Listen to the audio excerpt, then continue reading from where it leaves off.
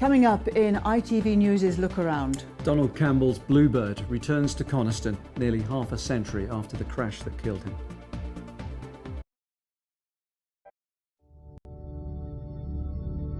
Now the latest ITV News in the Border region with Pam Royal and Ian Payne.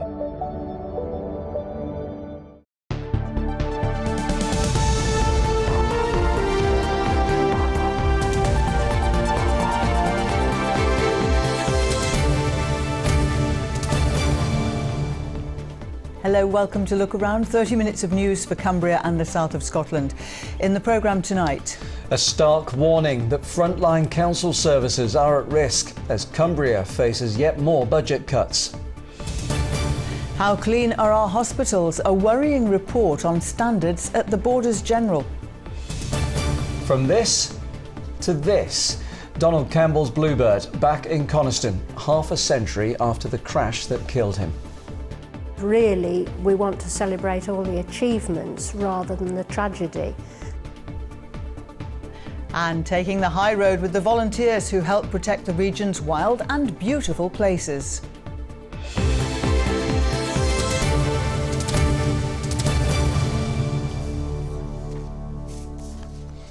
Hello from Pam and from me. Welcome to the first look around of the week. The leader of Cumbria County Council has issued a stark warning that it will be impossible to protect frontline services as the authority faces further budget cuts. The warning comes just days before the Chancellor unveils his emergency budget. Kate Walby has spent the afternoon at Cumbria County Council headquarters in Carlisle.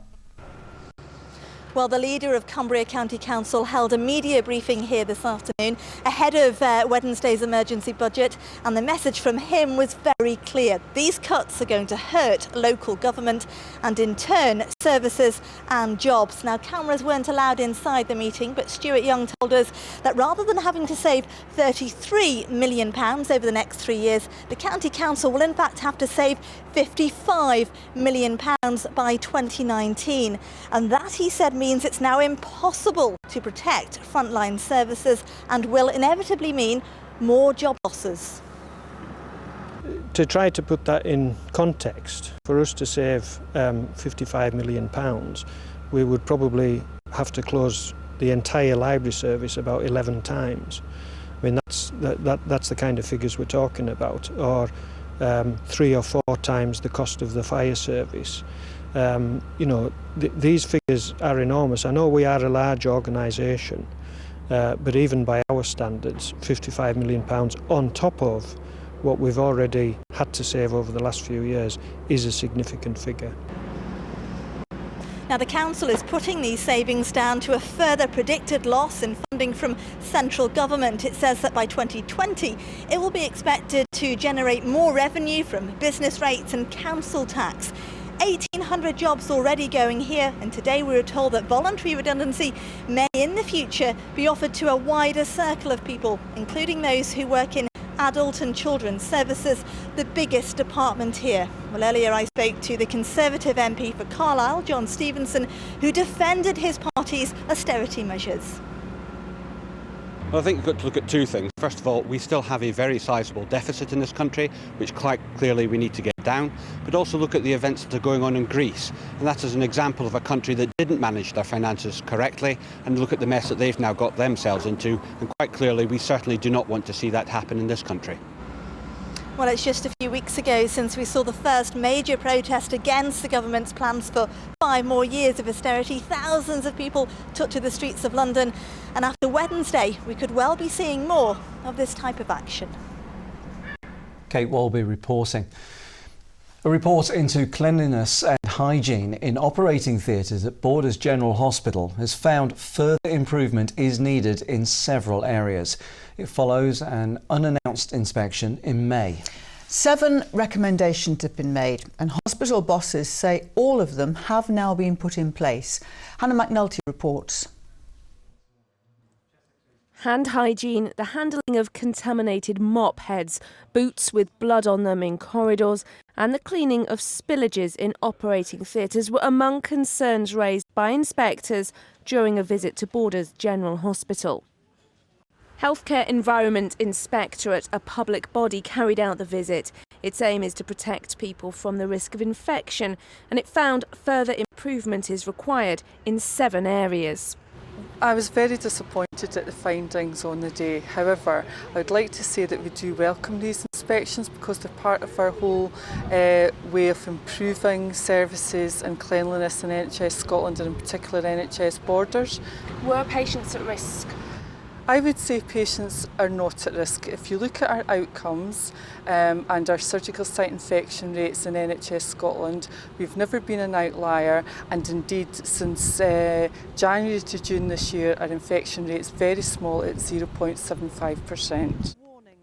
Inspectors didn't look at surgical procedures, but the cleanliness before and after them. The hospital says it took immediate action. In May, a number of operations were cancelled. Some of those were due to staff retraining. They were given refreshers on things like the technique of properly cleaning theatre floors. Michael Grieve was a regular visitor as carer for his late wife and is also a member of the group Friends of Borders General Hospital. I'm quite reassured, but it's not good that they had to have the health inspectorate in for them to have to take the step to take action. The hospital has also submitted an action plan about how it's making improvements, and it's likely another visit will take place to check the changes are working. Hannah McNulty, ITV News, Melrose. A 26-year-old man has appeared in court charged with the murder of a 44-year-old in Windermere. The body of Gordon Smith was found in the town early on Wednesday morning. 26-year-old Mark Russell from Windermere appeared at Furness Magistrates Court in Barrow this morning and was remanded in custody. The body of a man has been found in a cemetery in Kirkby Lonsdale. It was discovered by a member of the public just after 8 o'clock this morning. Inquiries are ongoing. However, the death is not believed to be suspicious. The cemetery on Vicarage Lane has been closed while the police conduct inquiries. The wife of a man who died in a collision on the A596 has released a tribute to him, calling him an amazing dad and a supportive husband. 47-year-old John Birch Little died in a one-vehicle crash which happened near Thursby Roundabout in Carlisle on Saturday. Investigations into the cause of the collision are continuing, and Cumbria Police are asking anyone with information to contact them. The Eden district of Cumbria has been awarded food enterprise status. It means the area will get a share of funding to boost businesses in the food and farming sector. Fiona Marley-Patterson has more. The Lakes Free Range Egg Company produces 280 million of the 9.7 billion eggs we eat in the UK every year. It started as a small farm and grew to employing over 80 people with the help of government grants. Early on, the big single thing that helped us to develop the company was little bits of seed priming funding, business consultants to help us to wade our way through the regulation. That was probably key to the start of the company. Early days when you have no track record and it's difficult to borrow money from the bank, you need that support. It's a well-established part of the food and farming sector, helping make Eden one of the country's biggest food producers. And new businesses are created all the time. Eden Brewery has been creating real ale in Broome Hall for just over 3 years. It's trebled its turnover and now employs 2 full-time and 4 part-time staff. But it needs help making the next step. Here it's financially very viable when I've got to consider then stepping up to what could be a major industrial unit, which is probably what we need. It's having that support, that ability to make that jump and that gap, knowing that you're still going to be able to pay all the wages when you make that gap as you grow into that unit. And that's really what I'm looking for is, maybe some rate relief support on that, or maybe some rent relief, or a combination of both to help us make that jump and then turn us into a £500,000 business or a £1 million business longer term. Eden District Council has been given £50,000 of government money to help businesses like these.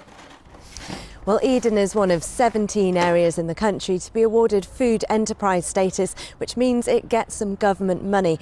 Councillor David Hymas can tell us more. So tell us, what will you spend this money on? Thank you, Fiona. Money will be spent on a consultancy in order to develop a plan to have the money spent in a proper and correct manner, and to identify areas of the Eden District area suitable for having a local development order, which is a pre-planning application to save people having the cost themselves, paying for the plan, and having a pre-arranged, agreed move to develop the area. But a lot of businesses will hear that and think, no, what we need to make business grow in this area is not more paperwork and bureaucracy. What would you say to that? I would say great, and I completely agree with them, because in fact this is doing just the opposite. It's removing paperwork, it's removing bureaucracy, and it's giving, as I said just before, it's a pre-arranged plan which allows them to move much more quickly into developing their business and much more quickly into getting where they wanted to be without the degree of planning that then has to go into normal development plans. So what do you hope this will mean for Eden's economy? Growth. Boundless opportunities for growth. Completely different ways, completely different types of business, all within the overall heading of the food industry. It'll mean jobs. It'll mean either survival for some people or development for others. And I think after foot and mouth of 15 years ago now approximately, when farmers did a marvellous job of developing as one of the worst affected counties in the country at that time, they've shown what they can do in hard times. Now let's see what they can show in better times where things are being arranged to support them. They deserve it, they're going to get it, so let's see how it delivers. David Hammers, thank you very much. Well, the tender for this consultancy will go out next week, and the council is asking the industry to come forward with their ideas too. That was Fiona Marley-Patterson. You're watching Look Around on ITV Borders, still to come on the programme tonight. They thought it might not happen, but this Borders Festival is definitely underway. It means everything to me. It's the third person in our family to be carrying this standard here, and such an honour. We're talking history as Donald Campbell's Bluebird returns to a museum in Coniston. And after days of very warm weather, low pressure has been rolling in, and that's signalling a bit of a change. But what does it mean for us? I'll have your full forecast later in the programme. And before all of that, we are off now to one of the region's most remote beauty spots. Loch Skene is the biggest stretch of water in the southern uplands, and it's part of the Grey Mare's Tail Nature Reserve in Dumfries and Galloway. Well, Emma Baker put on her hiking boots to take the long walk up the loch with the ranger responsible for the reserve and his crucial team of volunteers. Today we're going to be taking the path up to Loch Skene. There's a few bits of work we need to do, clean out a few cross drains and cover up some of the netting that's become exposed. It's going to take a few hours. It's 9:30 in the morning, and I've joined a ranger and his group of volunteers at one of Dumfries and Galloway's more hidden beauty spots. I'm keen to find out what it takes to keep one of our region's nature reserves open to visitors. So there's the waterfall now, Emma, coming into view. Beautiful. I never tire of seeing it, and I'm here every day, so it's a fantastic view. How lucky to see that every day in your office. Yes, it's pretty good. I can't complain. Grey Mare's Tail Nature Reserve is named after its dramatic waterfall that was thought to look like a horse's tail. It's the 5th highest waterfall in the UK. So you've been up here in wind, rain, sun, snow, hail? Yeah, all conditions. It's part of the job, but it's nice to see it in those different conditions as well. And it might seem a bit strange, but I do enjoy it even in the bleakest weather, really. Richard and his team spend much of their time maintaining the path, a crucial part of keeping this reserve open to visitors. Visitors are very good at commenting on how good the path is, and they're very appreciative of the work that we do. It's not long before we come across the first job of the day, clearing a blocked drain. Its function is to channel water off the path, so water that might be flowing down this scree slope. Over weeks and months it gradually fills in with material, and if it gets too full, the water doesn't flow through the channel, it then flows onto the path and then down the path. So we try to avoid that by keeping them clear as much as possible. So this is actually quite key to keeping the path open? Yeah, it's one of the key tasks we have to do. Okay, that's great. Should we move on? Yeah. Good work.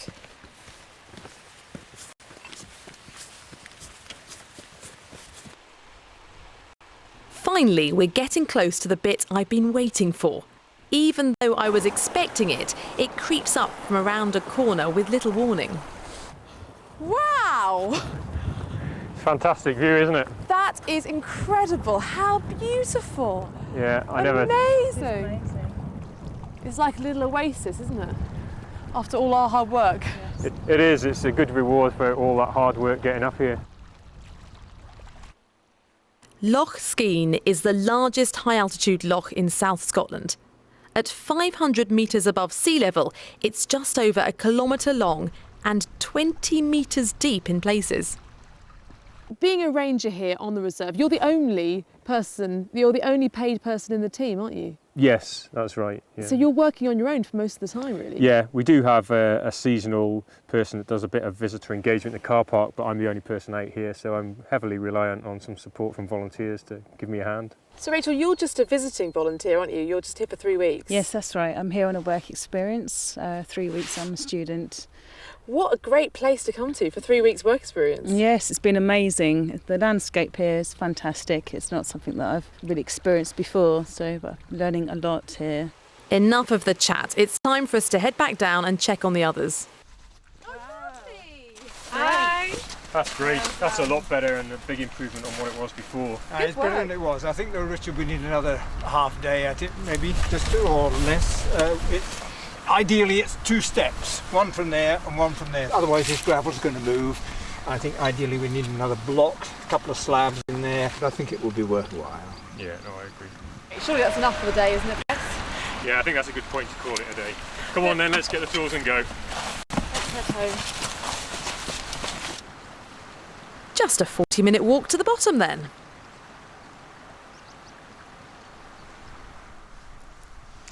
And you can see more of what Emma discovered up in the hills in tonight's Border Life. If you're watching in Scotland, you can see it at 8 o'clock on ITV, and after that it will be available on our website. Now, a large part of the historic Bluebird speedboat that crashed on Coniston Water nearly half a century ago is back in the Lake District. About a tonne of the conserved and rebuilt Bluebird K7 has gone on display at the Ruskin Museum in Coniston Village. A group of volunteers based in the northeast will eventually rebuild the whole boat, but that could take years. And eventually it's hoped that Bluebird may even go out on the water at Coniston once again. Matthew Taylor reports. So here it is, or part of it, arguably one of the most famous boats in the world. Bluebird, back home in Coniston. 14 years ago, its wreckage was recovered from the bed of Coniston Water, where it had been sitting since 1967. That was the year that Donald Campbell attempted to break the world water speed record and reach speeds of more than 300 miles an hour. But he died when Bluebird K7 flipped over during the record attempt. But it seems that all these years later, Donald Campbell and his famous craft are still indelibly imprinted on people's memories. I remember it quite well when it happened, and it's something that's to come back after all that time and be able to say something like that is quite amazing to me. Like, they've brought him back, haven't they? They've brought back his memory and everything. So as long as that's here, he's remembered for what he did, being a brave, dedicated man to what he wanted to do. He knew the risks, but he took them and he's made history. And speed is quite a fantastic, frightening thing in all shapes and forms. Donald Campbell's body was also recovered in 2001. He now lies in the village cemetery, just a quarter of a mile from here at the museum, where Bluebird itself will eventually have its own final resting place. Well, it is fascinating to see this bit of the Bluebird now restored and back here at the Ruskin Museum and back in Coniston. To tell me a little bit more about it, I'm joined by Vicky Slowe, who is the curator here at the museum. Yes. So tell me, what do we have here then? We've got the front sponsons, which Bluebirds planed on when she was going fast, and the big spars that held them in place on either side of the hull. It gives people a chance to see the size of the boat. We had the length as far as the footprint was concerned, but to see it in 3D with the sponsons and the spars in place, and we've added on the engine, and which has been here for a while, gives people an idea of the bulk of the boat and the heaviness of the boat. I think everybody thinks boats are sort of cockleshell light, and they're not, of course. You don't have it all back yet. There's still about a third of it here. Yeah, the main hull is not yet here. That is still being worked on. They're going to finish off the base of the hull and start installing some of the systems, smooth off all the metal and get her resprayed. Because the intention is to have her in operative order and to run low-speed engineering proving trials on the lake when she's ready.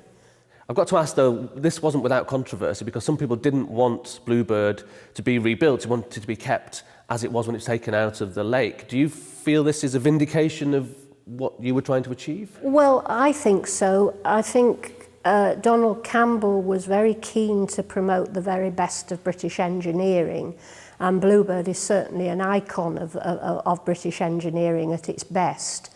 And really, we want to celebrate all the achievements rather than the tragedy. I think it's Scott Fitzgerald who said somewhere, "Show me a hero and I'll write you a tragedy." And in a sense, the tragedy was probably inevitable, because record breakers are like test pilots and they're always pushing further and further and further, and there comes a point when they've pushed too far. And I think really it's right that we should be celebrating the achievements by having a Bluebird that looks capable of having won 7 world water speed records. No other boat has ever got anywhere near that. Thank you very much, Vicky. Well, the parts of the Bluebird that are here at the museum will be on display throughout the summer, but this will eventually have to go back to the northeast, where the volunteers in their workshop are making the complete Bluebird, and that will then be tested on the water for the first time in about half a century before it will be put here on permanent display in Coniston, Bluebird's spiritual home.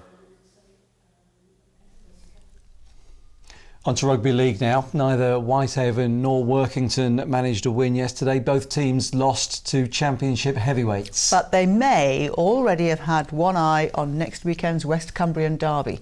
Simon O'Rourke reports.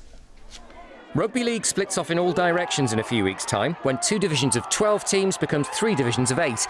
But the truth is, the Championship is a league that's been split down the middle right from the word go. There are those at the top, heavily financed and clearly destined for the Super League. Then there's those for whom Championship survival is a victory in itself. Lee arrived at Workington yesterday having lost just 1 game in this league. It was soon abundantly clear there wasn't much chance of their second defeat arriving in West Cumbria. It was one-way traffic before the interval and pretty painful for home fans to watch. Town perked up and at least managed to keep the Centurions honest after the break, but in the end they lost a game they never really had much chance of winning, and there are perhaps too many matches like that in this division. Next Sunday's derby with Whitehaven is much more important for both teams. Games against those around you in the table are the key to survival in this Championship structure. As for Haven, they gave it a good go away to the London Broncos, but just came up short. So roll on Derby Day next Sunday. On to football briefly, and Queen of the South don't have far to travel for their first round tie in next season's Scottish League Cup. James Fowler's team are off to Galabank to face Annan Athletic.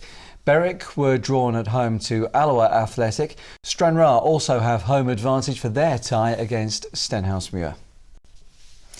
Now, a Borders community has rallied round to make sure its summer festival goes ahead after fears that it might have to be cancelled. The committee behind the event in Duns had asked police to investigate after money allegedly went missing. They feared the festival might have to be called off, but local people raised enough to allow it to go ahead as planned this week. Jenny Longdon reports. Border festivals are all about community spirit, but never has it been relied upon as much as it has in Duns this year. Just 10 days before the opening ceremony for the annual summer festival, the committee called in police, saying cash had gone missing from their account. But this community was not going to let that spoil their fun. The fact that an opening day ever took place was, a miracle really. To have nothing in the coffers on the 20th of June, and we've got a thing like this going ahead, because you're looking at £20,000 to put this week on, and to have this gathering coming in money is fantastic. Everybody throughout the borders, our councils, neighbouring villages, other festivals, everybody's given. Mums, dads, kids, old age pensioners again. And the sad thing really is that the people have already given, and now we're asking them to give again. Local people rallied together to pay for everything, from the policing to the brand new kilts worn by the band. For the Reaver, who leads ceremonial duties throughout the festival, it was vital that his big week went ahead. I know that the local businesses and stuff have really got together and made sure that this week was never going to fault, and I know with the community spirit we've got in Duns, it was always going to be a good week, so I never doubted it for 1 second. And how important is it for you that it does go ahead this year? It means everything to me. It's the third person in our family to be carrying this standard here, and such an honour, and I wouldn't want it any other way. Police Scotland have launched an investigation into financial irregularities reported to them by committee members. Now people in this town want to forget about the finances and get on with celebrating their summer festival. Jenny Longdon, ITV News, Duns. Oh, great pictures. If you're going to the Duns Summer Festival this week, have a great time. I wonder what the weather's going to be like, Ross. Yes, we've been very used to this heat wave, haven't we, over the last few days? I think everyone's hoping that will last through the summer.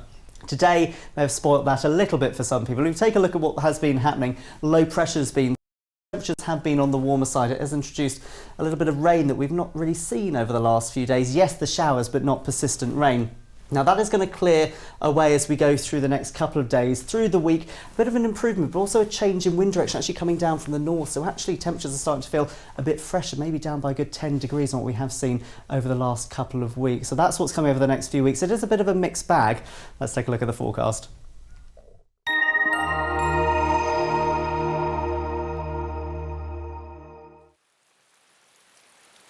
What's on the cards today? ITV Border Weather, sponsored by Thomas Cook Cash Passports. So here we go with our first new look weather. Hopefully everything should be exactly where we left it. Not too much has changed. The only thing, of course, that is changing is the forecast itself. A day of change today, starting off dry and bright, but then cloud rolled in, bringing outbreaks of rain. Those will continue through this evening and overnight tonight. Some of it really quite heavy. Feeling mild though. Temperatures actually not too far off our daytime highs as we head overnight tonight. Then tomorrow starting dry, lots of clouds around, but once again more showers will start to push their way in, and some of these will be really quite heavy. Thunder, lightning in the mix once again. So as we make our way through the rest of this evening and overnight, we still have the same setup. We've got patchy rain pushing its way up from the southwest. Some of that intensifying over parts of Dumfries and Galloway into the Scottish borders through the early hours, tending to disappear into tomorrow morning, but still rather dull. Some spits and spots of rain around as you wake up. So for the rest of this evening, not much in the way of change. Lots of clouds around, outbreaks of rain continuing to push their way up towards the northeast. Then overnight tonight, that will just continue the trend. And we are just seeing these outbreaks of rain really pep up as we head past around midnight. Yes, temperatures really on the mild side, down to around 14, 15 degrees in our towns and cities.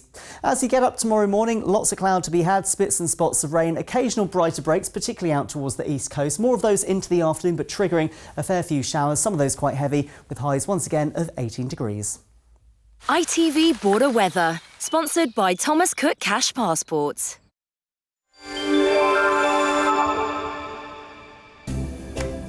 How are you today? Lloyd's Pharmacy, proud sponsors of the Pollen Count. And a beautiful picture here sent in by Dan Myers. Remember, you can send your pictures to weatherpics@itv.com. As far as pollen levels go today, they did climb up to high in the best of any sunshine, but dropped back down to moderate as the cloud rolled in, and staying moderate for the next few days. Love your flash new weatherboard. It's great to have you back inside with us as well, Indeed, Ross. Yeah. Yeah, well, over the last 2 weeks you've been outside, there's been some rather atrocious weather actually. Some heavy rain, some lightning, some big hailstones. We saw it all out there. It was great fun. But it was all in a good cause, as you can see. We hope you like our new sets. We're going to show you now how the hard work was achieved.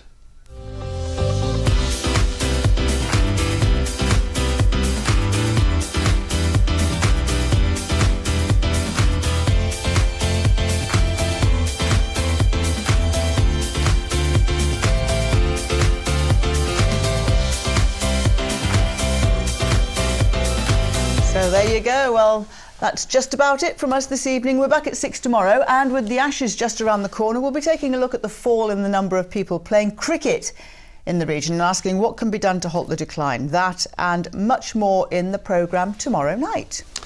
We're off to check our Twitter feeds now and see whether you like the new set. We do hope that you do.